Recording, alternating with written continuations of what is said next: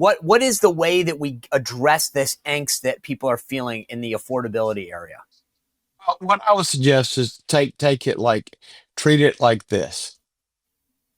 We know that under Biden you were drowning, and and the fact is, a lot of great things have happened since Trump came in, and and the Republicans took over, and then go through the price of gas, the price of eggs, and all this kind of stuff, and the price of Thanksgiving, whatever it is. But the fact is, there's still too many Americans who are no longer drowning, but you're still treading water. And our goal is for you to prosper. Our goal is for you to be financially, have some financial freedom and some flexibility. And what we're asking you is hang on. We've got more things we're doing. We're working a lot of these jobs that have been onshore are going to be hiring in the next few months. We're going to do this. He hasn't sold the whole thing that lowered the price of beef. He hasn't sold that the way it could have been sold. We're doing. The president has. I'm saying nobody else has sold it. The talk about what's being done to lower overall costs. Not the cost of energy is out there, but talk about the specific things that are being done, and that we haven't had control of the not control, but it hasn't been a friendly Fed, and there's going to be a replacement on the Fed, and that's going to lower interest rates on houses. That just hold on a little longer, things will continue to get better. But you can't tell people that what they feel isn't real, because that's what Biden did. Biden talked about how great the economy was when people were thinking, I'm drowning. All right, guys, good Friday. We've made it through the entire week. And what a week it is. Christmas season is upon us. It was snowing here in the D.C. area. I'm in Virginia, but we got like a nice little dusting. It actually added up. And if you haven't been to D.C. or the area ever, like I'm telling you, you get like a flake, and I'm not kidding, a flake, and everything closes. The 2-hour delays, school closures, it's crazy. I posted on my Instagram. Yeah, it's insane. It literally a mere flake. My daughter last night was like, Daddy, am I going to have to go to school tomorrow? I'm like, yes, you are. And she did, sure enough. But by the way, today is our 600th episode. Holy smokes. And we have grown so much. Thank you for letting this be possible for me. I love this. I love what I do. I love the engagement from you guys in the chat and the community and the questions and the emails. Thank you. It's a dream to do this, and I couldn't do it without you guys and our amazing sponsors. So thank you for being so loyal to the show. We're almost at 200,000 subscribers on YouTube alone. So if you can, share the link and ask people to join and subscribe. We've got the 8:30 morning huddle as well. So anyway, I just thank you for everything you're doing. Please continue to share and subscribe. Go across platforms. And as I tell you people, it doesn't cost anything, but it's super helpful to us, and it's a great backup. So go to Spotify and Apple and anything. All right, back to business. The White House yesterday lowered flags to honor that West Virginia guardsman that passed away, Sarah Beckstrom. Really nice of President Trump to honor her in that way. Big news coming out of the DOJ. They finally captured the pipe bomber from January 5th, 2021, although CNN called them a white individual, but clearly not the case. I'll have a little Instagram video on that later. Big deal. Christmas tree was lit. President Trump and Melania, First Lady, doing that. And then today in D.C., the FIFA draw was announced. It was pretty cool. And anyway, so lots of buzz happening off. Robert Cahaly from Trafalgar is here. This is big. We got a huge week headed up for you next week. And I love reading your comments. Thank you for everything. The Washington Post got fact-checked by ABC and the New York Times. And we had, as you guys remember, Tim Parlatore on. The Citadel sent us out. Excellent guest. Mr. Parlatore was a perfect person to dissect this matter. Brilliant mind. Thank you, Sean and Tim, for their service to this great nation. You're very welcome. I love that episode. Thank you guys for doing that. I appreciate everything. Before I bring in Robert Cahaly, though, guys, if you are big snackers, I've been telling you this all along, you've got to try these Vandy Crisps. These are the best potato chips I've ever had in my entire life. I love these things. They're the sister company to Masa Chips. Vandy Crisps, Masa Chips. Both of them have 3 ingredients. Let me read you this. These are the 3 ingredients on these potato chips. Grass-fed beef tallow, sea salt, and potatoes. Boom. No ultra processed seed oils, nothing that's going to make you feel bloated or gross or whatever. This is Maha approved. This is Maha approved. 3 ingredients. That's it. They taste great. They're crunchy. I'm not kidding. The flavor, the crunchiness, the taste in both. And pro tip, get the variety packs in each. They come in amazing flavors. I love the original potato chips, but in the masa chips, I do love the lime. So there you go. And I'm telling you, you can get both. Go to masachips.com or Vandy Crisps, VANDY crisp.com. Vandy Crisp, masachips.com. Code word Sean for 25% off. And then when you're ready to go to bed, guys, last night I did it again. I crushed another bag of my Beam Dream Powder. This one empty, brought it right down to the studio just so I could show you, crushing these every night before I go to bed. 1 scoop in a little bit of water. I put it in the microwave for 30 seconds. Some people tell me I don't put it in the microwave. I don't care. When I travel, I don't. I just put it in a little cup, some water, down the hatch 30 minutes before, and my head hits the pillow, I'm out. 5 all natural ingredients in that great flavor. You've got reishi, apigenin, L-theanine, melatonin, and magnesium. That's it. All natural. And I'm telling you, I sleep better than I have before. When you go to shopbeam.com right now during this cyber sale, you can get up to 50% off. 50% best deal and I've ever seen that Beam has had. Go to shopbeam.com/Spicer, code word Spicer. Shopbeam.com, shopbeam.com/Spicer, code word Spicer. I love the cocoa cinnamon. Some people love the brownie. It doesn't matter. They all taste great. But I'm going to tell you, it's a great gift if you or someone you know has trouble going to sleep, staying asleep. Shopbeam.com/Spicer, code word Spicer. Without further ado, the chief pollster at the Trafalgar Group, Mr. Robert Cahaly. Robert, good to see you again. Thanks for joining us. Yeah, great to be here, man. All right, let's just go back a couple days. We got a lot to. I'm dying to get your take on some of this stuff. But like, if you were advising folks, Mike Johnson, Richard Hudson, the chairman of the National Republican Congressional Committee, and say, what lessons should we take from the Tennessee special election? What would you tell them? That we have a messaging problem. I mean, let's look at this thing. You've got a guy who wins by 9. Everybody wants to just, celebrate. Oh, that's great. Well, first of all, I know people say, well, you compare it to, the Green winning it by 21 and Trump winning it by like 22 or so. But Green also won it by 21 in 2022. So that's supposedly a bad year, and he still won it by that margin. Now, then add to the fact this is a woman who hates Nashville and country music and wants to defund the police. No, I think there should be a lot of this. This is, I mean, he should have taken what Green did and improved upon it. And I think this was a reflection of the fact that the system, what I would tell them is the system is broken. This idea that you can go in, this Republican idea of go in to a few specific states and a large amount of congressional districts and drop a bunch of money the last 6 weeks, that doesn't work anymore. We have to be constantly putting out there what our message is. You look at the things that have happened. I mean, they have passed no taxes on tips and overtime. Maha has made the food that we eat safer. The border is closed. There are so many things that can be talked about. I mean, you just look at a golden opportunity that just happened. Thanksgiving Day, you had people gathered around TVs all over the country. Where is the ad that shows them talking the Walmart? This is how much less your Thanksgiving dinner cost this year than it did 4 years ago, thanks to the Republican Congress and President Trump. Where is it? I mean, that's my point. Is just like what happened in the when we had the races in Virginia and New Jersey. Where were the ads talking about whose fault the shutdown was? That shutdown is the reason those races were close.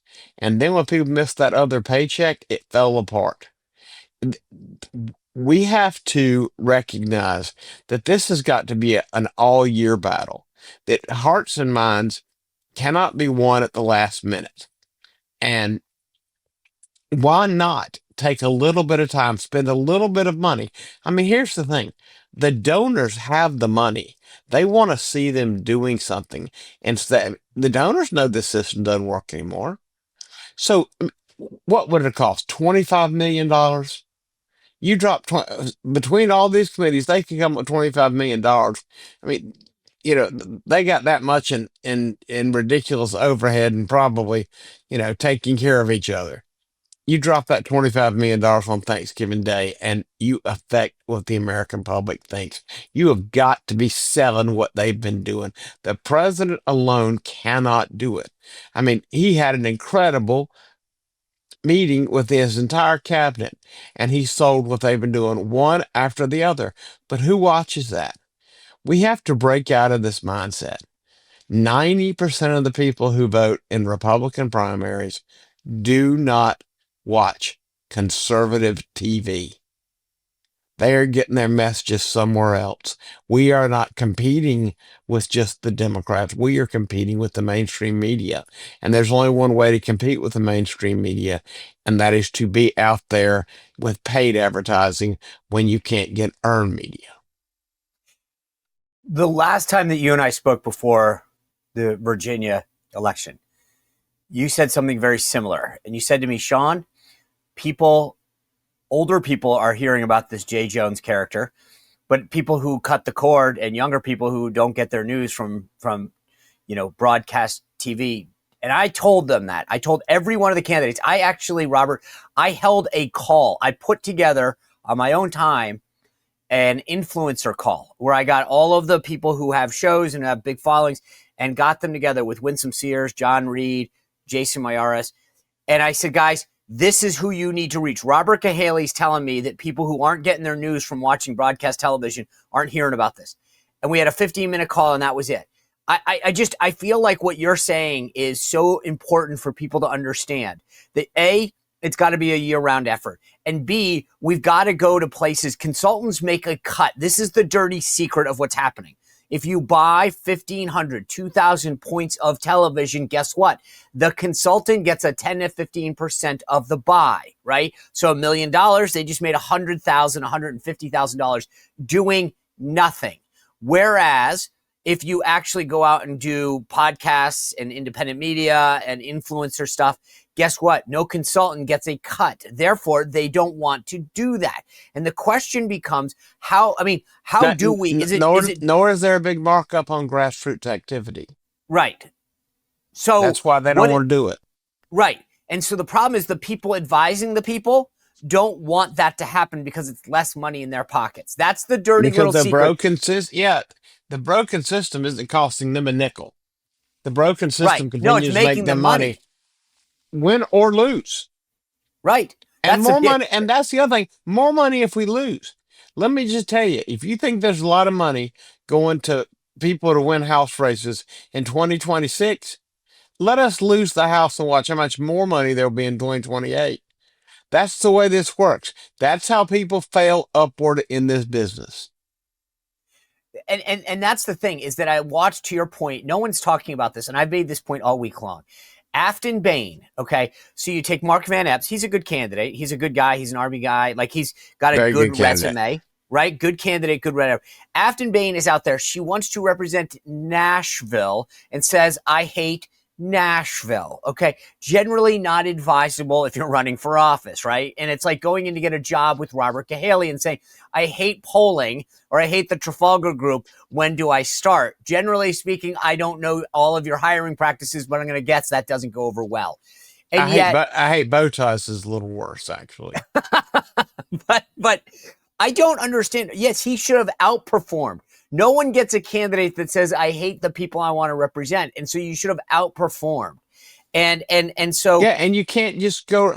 Here's the thing. Is that an important victory? Heck, yes, it is. And it is great that it happened. And I am glad they did what they did. And I'm glad the speaker came in there. But the thing is, this isn't something the speaker can do. This is something that the people who control the purse strings, who run not only the NRCC, but also whatever PAC that they're using, those the people can do that. And the thing is also, where's the RNC?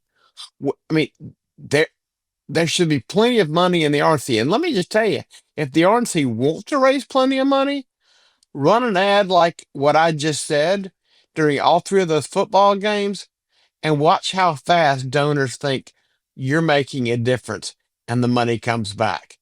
I can promise you they could double what they spent if the donor class saw them doing something like that. By the way, you know the interesting thing, and I learned this during the 2012 Romney election. Your point, there's very few things that people watch live, right? So if you watch any kind of TV, to the extent that people do that anymore, they're generally watching things that they have put on their DVR or watching later or watching, right? But live sporting events are still king. And that's something that people don't fully appreciate on our side. And you exactly. And the thing is, I'm one of the only weird people that will start a football game or a baseball game 30 minutes late so I can speed through the commercials till I get to the end. It is about right. But most people aren't that neurotic. And so what they do is they watch it and they see all the ads. And that's why when you look at the ads that happen during those kind of games, they're the good ones. They get your attention. I mean, there's a reason, you see famous comedians, you see famous athletes all through those commercials. It's because people are watching. And so, what a great place to do that. I'm just telling you, donors would have lost their minds and gone, now that's what I'm talking about. And when the Yep. next time, whatever entity called and asked for some money, they said, if that's what you're doing, I'm behind it. This has got to be. There's no sense in trying to turn around public opinion at election season. Why not work on it all the time? All right, I hate to interrupt this great conversation with Robert, but I'm telling you, if you are searching for that amazing Christmas gift that nobody else will get, I'm telling you right now, get one of these Firecracker Farm hot salt dispensers. These things are unbelievable. It's got 4 amazing hot salts in them that it adds a bit of savory heat to food, eggs, omelets, chicken, beef. I'm trying to think of what else I've done it on. So whether you're a baker, a skillet person like a griller or whatever, I've used it all over the place. There's something that I can't explain, that it's a kick of like savory heat that's absolutely delicious that I've never had it anywhere else. This is a really cool product because, as I said, it's small batch, American made. So you're not going to find this anywhere else. You're not going to be able to get it on Amazon. So if you're somebody who loves like to cook or grill or just want someone else does it for you and you want to add it, or you're looking for that perfect gift, trust me, this is what you want. And it comes with this amazing stainless steel laser etched push grinder. So you just do one little push right here and it goes right on your food. It's like a normal little dispenser, but I love it. And it's actually really cool. Like there's something kind of cool about having this on your table when you're doing it. Anyway, go to firecracker.farm, not edu, not .com, firecracker.farm, and use code SPICER for 10% off. Trust me, no one else will have a gift like this. All right, back to the conversation with Robert Cahaly. So the big buzzword now in DC and in politics is affordability. I would argue, I've said this from day one, people vote on 2 fundamental issues, always. Their economic security and their personal security. So you can call it what you want, affordability, but the bottom line, if people don't feel economically secure, can they take a vacation? Can they put some money in the bank? Can they go out to dinner? It doesn't, I mean, so that's affordability, is just that all dressed up in the new buzzword. That being said, what would you tell the White House and House and Senate Republicans? How do we get through on that message? Is it that we sell what we've already done, kind of what you alluded to? We need to propose some new stuff. Like we need to contrast the Dems wanting to just spend a boatload more of government money on quote free stuff. Like what is the way that we address this angst that people are feeling in the affordability area? What I would suggest is treat it like this. We know that under Biden, you were drowning. And and the fact is, a lot of great things have happened since Trump came in, and the Republicans took over, and then go through the price of gas, the price of eggs, and all this kind of stuff, and the price of Thanksgiving, whatever it is. But the fact is, there's still too many Americans who are no longer drowning, but you're still treading water. And our goal is for you to prosper. Our goal is for you to be financially, have some financial freedom and some flexibility. And what we're asking is hang on. We've got more things we're doing. We're working a lot of these jobs that have been onshore are going to be hiring in the next few months. We're going to do this. He hasn't sold the whole thing that lowered the price of beef. He hasn't sold that the way it could have been sold. We're doing. I mean, excuse me, the president has. I'm saying nobody else has sold it. The talk about what's being done to lower overall costs, not the cost of energy is out there, but talk about the specific things that are being done, and that we haven't had control of the not control, but it hasn't been a friendly Fed. And there's going to be a replacement on the Fed, and that's going to lower interest rates on houses. That just hold on a little longer. Things will continue to get better. But you can't tell people that what they feel isn't real, because that's what Biden did. Biden talked about how great the economy was when people were thinking, I'm drowning. And so what we can't do is continue to talk just how great things are.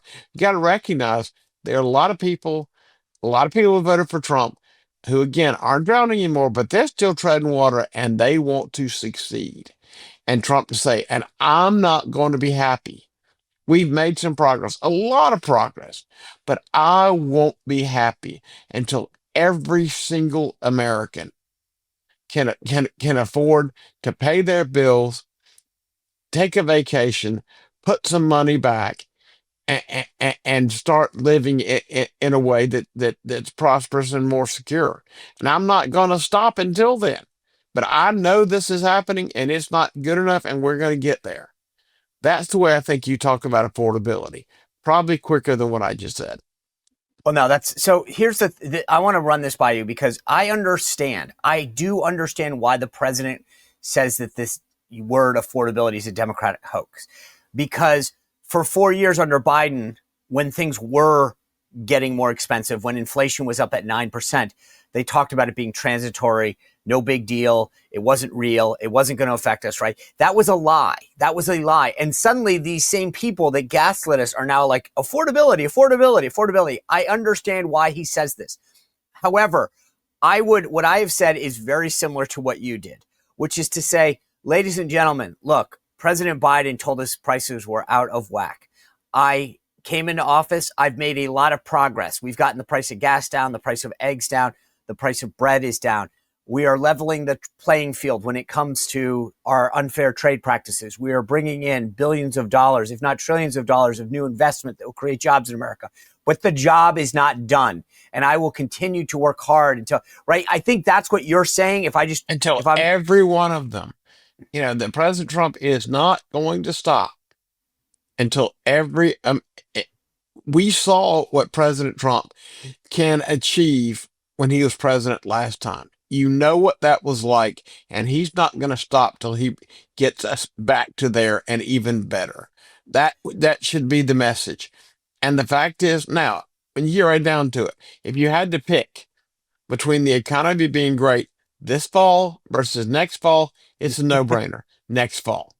yeah, And, and, I would and say there next is a summer. real, yeah, absolutely.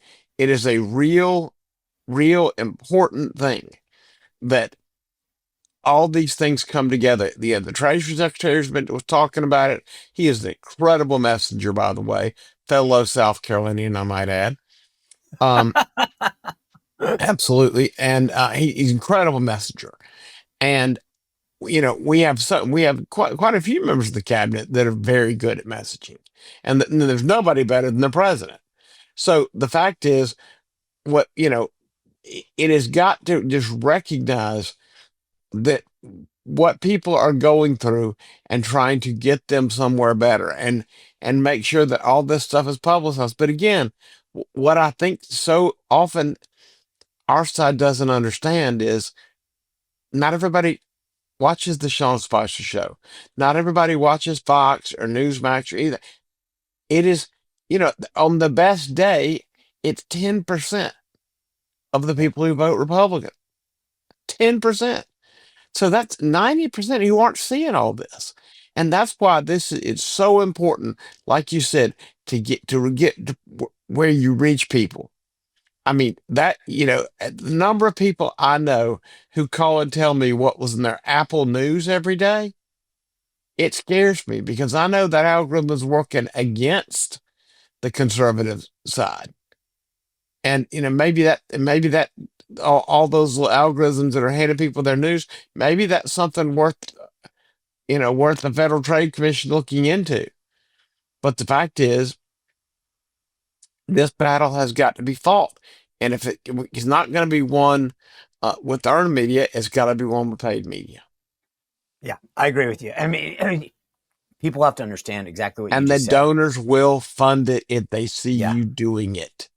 The problem, I agree with you 100%. The one thing I say is there's too many grifters out there that put these proposals in front of donors, and with the bottom line being their own bottom line. And I think if this can be done right, you get a super PAC entity where there's a sort of a transparency in what they're doing. I agree with you. We've got to start selling it hardcore because it's Apple, big tech is all against us. So we have to do this. And I think you're right. And that There's doesn't have to be a these super PAC. The good thing is, I mean, Sean, this is issue advocacy. It can be a C4. It can be completely anonymously funded. Yes. I mean, this is the kind of, when you're talking about issues and what's happening and not asking somebody to vote for somebody, that is something that can be funded with anonymous money. Right. And that gets even more attractive to people, big donors who don't want their name out there. But I'm agree with you.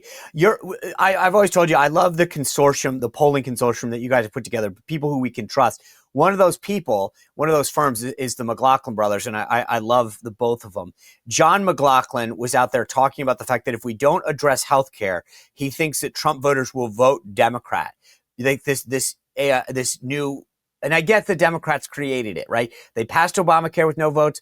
They subsidized it with no Republican votes. And now we Republicans have the hot potato. But the bottom line is healthcare premiums are going to go up in 29, 28 days, whatever it is, at the end of this month. And therefore, if we don't do it because we're in charge, we're going to get blamed. Not fair. I get it. But the bottom line is what is it that we need to understand about healthcare right now from where the public is? Well, first of all, the problem you have with Obamacare is Obamacare was made to empower insurance companies. Insurance companies getting all this. I mean, it would be so much better if there was something established that the healthcare. I mean, if you look at what is being spent per capita on healthcare through Obamacare, man, can you imagine the kind of money you could put in you can only touch it for health savings account for each one of these people? I mean, anybody who has ever gone to the doctor and asked, all right, what does this cost? And they tell them, all right, what would this cost if I paid cash? Would be shocked at the difference. Have you ever done that? Have you ever done that, by the way? I've done it many times. Absolutely. Yeah. And what do they say? I want to know your experience. What do they say when you say that?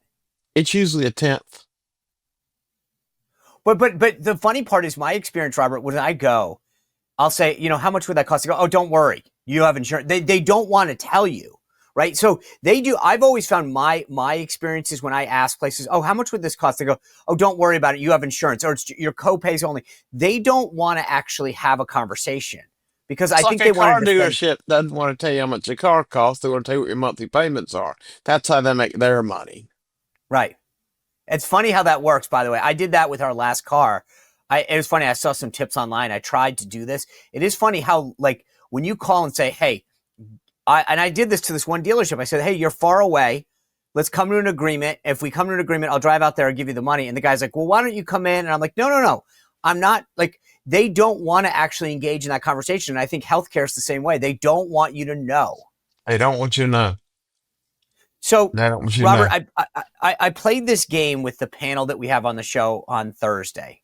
Every Thursday we have a panel. And I played a game because my colleague on the huddle in the morning, it's a live show we do. We talk about politics. Rachel Bade got Matt Boyle of Breitbart, Mike Cernovich, and some others to talk about these ACA, the Obamacare subsidies. What do we do? Surprisingly, a lot of folks in MAGA world are saying, if we don't in some way, shape, or form extend them, we're going to get killed at the ballot box and we lose our majority. And so the question I have for you is, I did this with the panel yesterday. Republicans currently have no plan. Johnson says they might have one next week. Who knows? But my question to you is, politically speaking, is unpalatable as it is to say we need to extend these subsidies for a problem that we didn't create, for a healthcare plan that we didn't create. Are we in political peril if we don't do that? Because Tony Fabrizio, the other pollster, went up to the Hill and said something like, hey, focus on drug costs. What is it that we should be doing? And how, I mean, like, these subsidies expire. Are we going to own the political hot potato?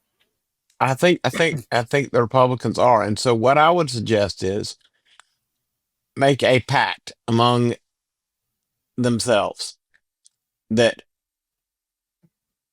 there is going to be a real replacement for this.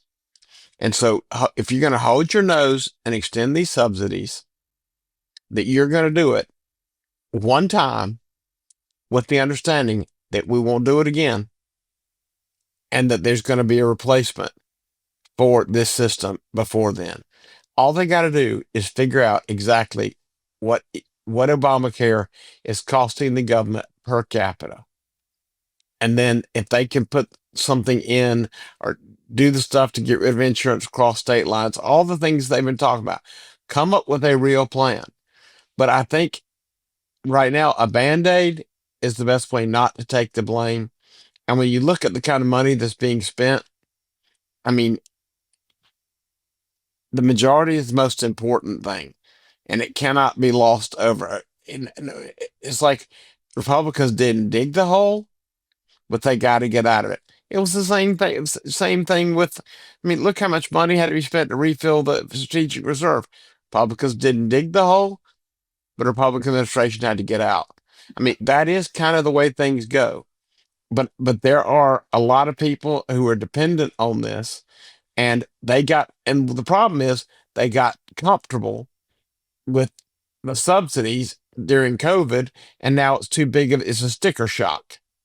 Right. And so maybe they should let them go up, the premiums go up just a little bit, but you can't just sticker shock people like that. But the fact is, some of these numbers I'm hearing of how much the healthcare's going, I'm like, I've never even heard of healthcare costs for a family of 5 that costs that much.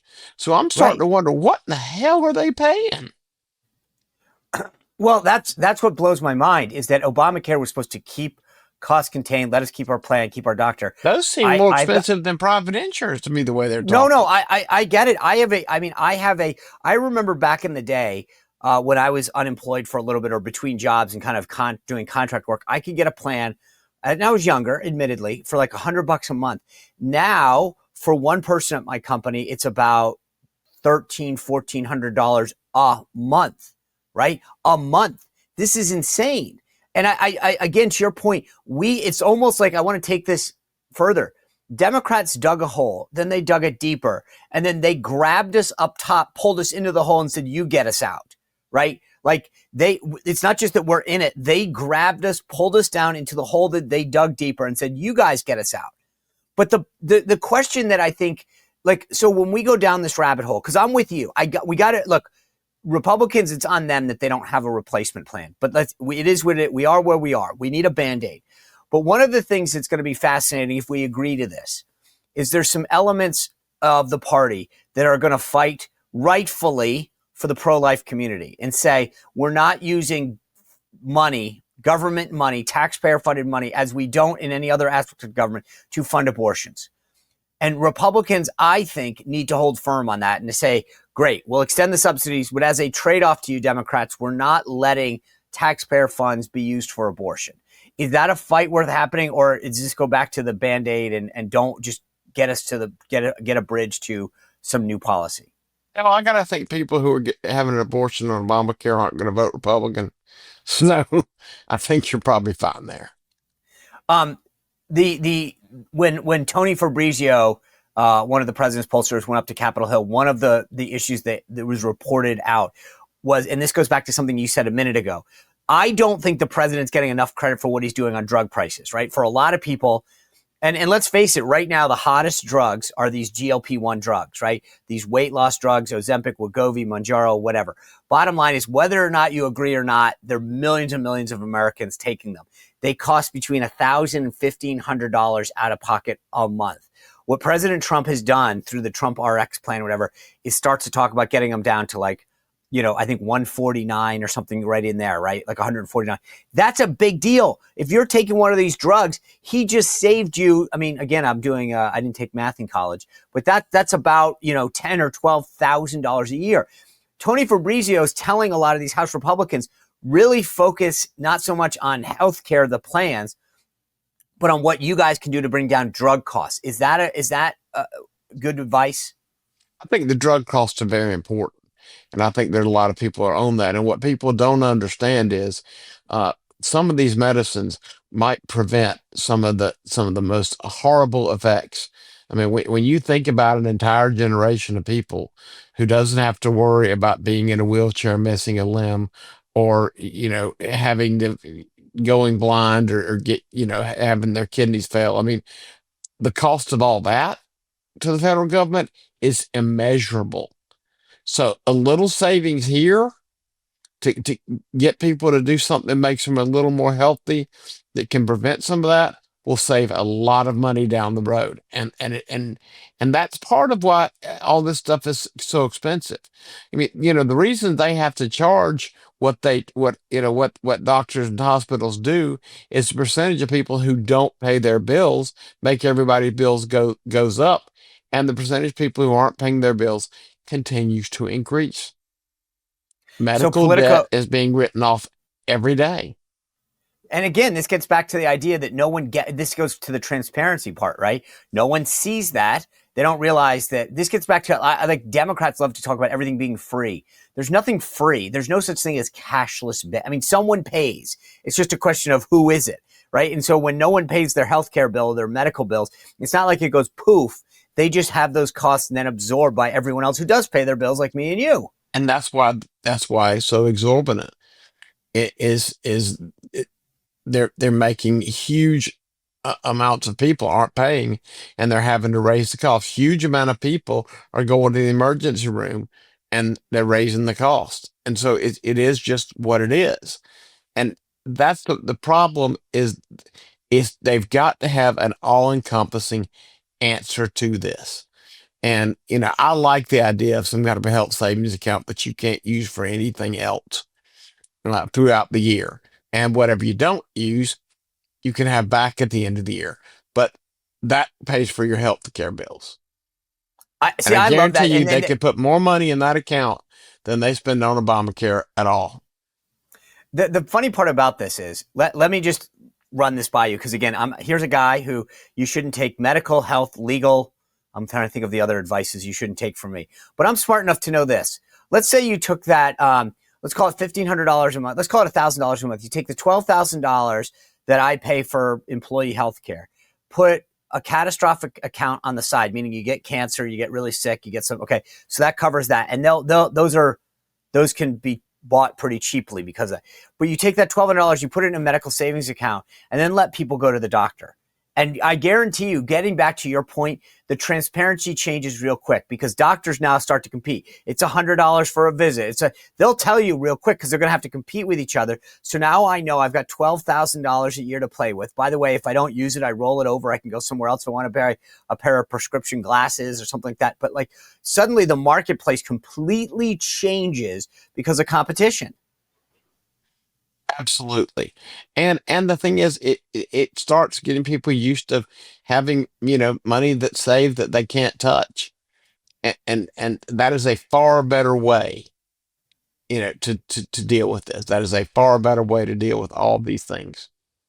So Politico had a poll out, and I'll read you this. It says, almost half of all voters say that the cost of living in the United States is the worst that they can ever remember. And it's a view held by 37% of Trump 2024 voters.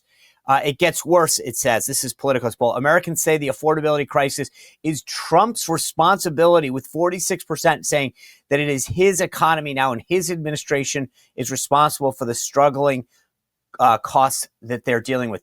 is the answer, going back to what you said a moment ago, to communicate more effectively what they're doing?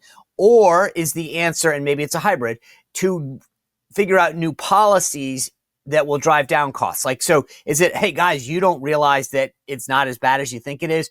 Or do we need to do more on the policy front? I tell my employees all the time, one of the golden rules we have, I call them Robert's rules, are it doesn't matter how hard you're working if no one knows. And I'm a big believer in that. And so the fact is, you need to tell. I mean, Bill Clinton, he didn't get famous for saying, "I feel your pain," because he didn't make people felt like he felt their pain. If Trump were to say, "I know you're not where you want to be, and I will not rest until we get you there. Hang on just a little bit longer. The policies we've put in place are working. Things are better, but they're not good enough." I mean, just I will not rest, and then let that disseminate. He is so good at messaging, and I just think if he can just indicate that, just that idea that he understands and he's trying to get there, and go through all the things he's doing. I realize it is his inclination to go through all of his accomplishments, but the thing is, his accomplishments are very good, and he can make the point, this is the road to getting there, but we're not done. We've been here 10 months. We're not done. The big difference between the Trump first 10 months and the Biden 4 years is what you just said. Trump actually has a record to tout: investments in the United States, bringing down prescription drug costs, the big beautiful bill. He doesn't have to make up an excuse and say, I'm going to work with the Congress. He can say, I'm already getting the job done. The investments coming, the jobs are coming, the trade practices are being ended. And therefore, and this is where I'm with you 100%. The tagline has to be, there's more to be done. I know I'm not satisfied because you need more help. Right? They just need to add that to the line and deal with the fact that, like, I told people all the time, prices when Trump left were like $3. They went to $5 under Biden. Trump got them to $4. People are like, that's great, but I want them back at $3. Like, help me. And I think that's I'd the love thing. for him to do that, give some major speech on that and say that. And then when he leaves the stage, I want to hear Frank Sinatra singing "The Best Is Yet to Come." That's right. We talked about low, and I don't mean to be disparaging, but like low information voters, people that aren't, because of a million, and that's not disparaging, because I think you're working hard every day. You're getting your family taken care You of. got a real life. Right. You have a real life. So I know people that just don't keep up with politics, but it's not because they're dumb. It's right. because It's just they're busy. working hard. Okay. But when we look at the election results, not just in Tennessee 7, but over, do we have a low propensity voter problem? Meaning people will come out, walk through like hot glass and nails to vote for Donald Trump. But the big takeaway in political circles is we have a low propensity voter problem. Well, it may or may not be. I mean, the fact is, there's a way to motivate the Trump voters to come back. It is not easily done district by district, but it will be more easily done nationwide as we head into 2026. But right now, the problem is what voters do pay attention to, low propensity or otherwise, is their daily lives and the way things are happening. And all they get is one-sided saying that Trump is not, the attacks from the left saying he's not paying attention to what matters to you, and that kind of stuff. And so the answer has got to be two parts. Tell them what you did. Tell them where you want to go. Remind them you brought them there before, and you can make it happen again. I want to switch gears a little and ask you about Venezuela. And I don't want to ask you about Pete Hegseth and all this, because this is such a hoax of a story. It boils my blood. My entire column today in my newsletter is about this. I think it's a hoax of a story. The idea that like the Washington Post put out a story that on Monday that said Pete Hegseth gave a verbal order in a room. It just didn't happen. And Admiral Bradley confirmed that today. What I want to get to though is not the military action. But I do think it matters who ordered. Oh, no. I do know who ordered it. I mean, it was not Admiral Bradley's very clear. I ordered the strike and Pete Hegseth didn't tell me to do it. I did it because he gave me the authority to do it. Right, but who ordered the second strike is the question. Bradley. He said it. And did he know there was people hanging onto a boat? Yes, but they were hanging onto a boat that had to be sunk. I mean, so Bradley's point is, I guess is we haven't seen the video. I mean, if it was just a piece of the boat, no U.S. commander would do something that so clearly. Right. No. Look, the reason I say this is to your point. I agree with you. Admiral Bradley is a 4-star admiral. He was the head of Joint Special Operations Command, and I'm certain that he knows the laws. Right. He was part of SEAL Team 2, 4, and 6. One of the literally first people in Afghanistan. This guy is a certified badass. He knows rules of engagements. He doesn't my point is this idea that the media is trying to pretend that Pete Hegseth was off there trying to kill babies and puppies when it was a 4-star Navy SEAL Joint Special Operations Commander that made the decision is what I think is the hoax, not the operation. But the reason I'm asking you about Venezuela is there are a lot of people in the MAGA world that are saying one thing to take out a boat coming to the United States with drugs. It's quite another to put ground troops in Venezuela. I'm not sure that's America first. I do actually am concerned. Now, first of all, I believe President Trump always has something up his sleeve, by the way. He did it with Iran, and he sort of triangulates in a way that no one saw coming. That being said, I do think boots on the ground, should we ever go in that direction, would be a problem for the America First crowd. Yeah, I don't think anybody really wants to see that. Now, I don't think they mind seeing missiles hit the ground. Oh, right. I don't think they mind seeing bombs hit the ground. And if that means that a drug den where the stuff is being warehoused or where some cartel leader lives get bombed inside of Venezuela, I don't think people mind that so much. And then Venezuela has the technology to shoot down one of our planes. Yeah, no, I'm with you on that. So that's the line, right? Kinetic action is acceptable, but boots on the ground probably is where the line is. Yeah, and the odds are the Venezuelans bought those anti-aircraft batteries from China that China swore could shoot down our stealth that Iran had that never saw them coming. Yeah. The last thing I want to ask you about real quickly is there was J.D. Vance did a sit down with a NBC News reporter, and he said that anti-Semitism is not exploding on the right, meaning for all these people who are saying that we've got a growing issue of anti-Semitism on the right, J.D. Vance's explanation was, yes, there's some bad apples in the bunch, but we are not seeing this, quote, explosion of anti-Semitism on the right. Yeah. Is anything? There's always been some extremists who are anti-Semitic on the right. But the difference is, one, I don't think it's growing at all. And two, where it's growing and exploding is on the left. Yes. And that's the truth of it. I mean, have there been neo-Nazi kind of crazies who were anti-Semitic? Yeah, and they were there 10 years ago, and they were 20 years ago, and they were 30 years ago, and they ain't growing.